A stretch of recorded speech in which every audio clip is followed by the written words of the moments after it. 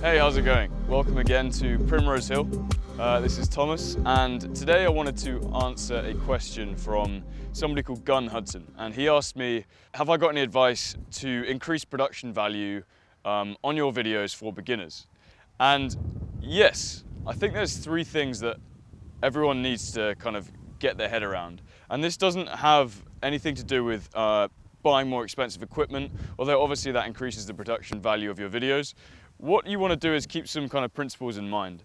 And so the first thing I'm going to give you is about the shots. And to increase your production value, whether you're filming on a phone or whether you're filming with a huge big camera, is you always want it to be well lit. And I've talked about this in a previous video, so make sure the light is on your face, make sure the background is nice and well lit, make sure it's in a bright environment. So that's number one. And number two within shots is that make sure they're tidy. This doesn't sound like a really important thing, but actually it's a huge thing that can increase your production value when you're filming.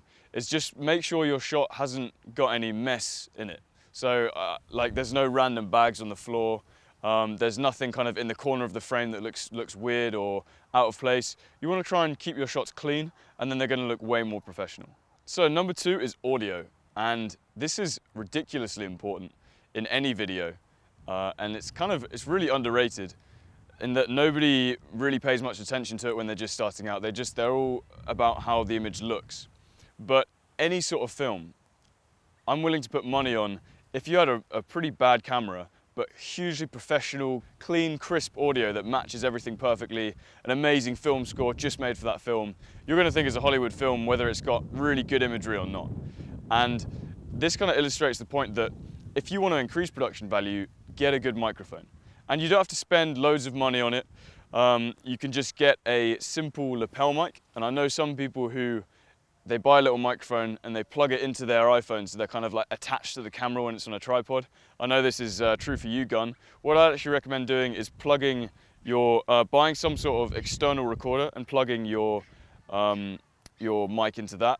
Or borrowing a friend's phone or getting somebody else's phone, plugging it into that, recording it there, and then syncing up the audio later in an editing program. So that's going to make a big difference to the perceived quality of your videos. Finally, to increase production value would be in the edit. And this is as simple as making sure that each shot is top and tailed properly. And I see this a lot in a lot of the videos that people have been showing me, is that it can be a good video, but occasionally there'll be a shot where there's a second left in where it's kind of like filming the floor, or something at the end where it's clear that somebody's just shook the camera to turn it off. You want to make sure that you're cutting off these tops and tails of the shots to get the kind of 5-second moment, as I've talked about before, right in the middle of that shot that's going to look professional rather than the bits at the beginning and the end.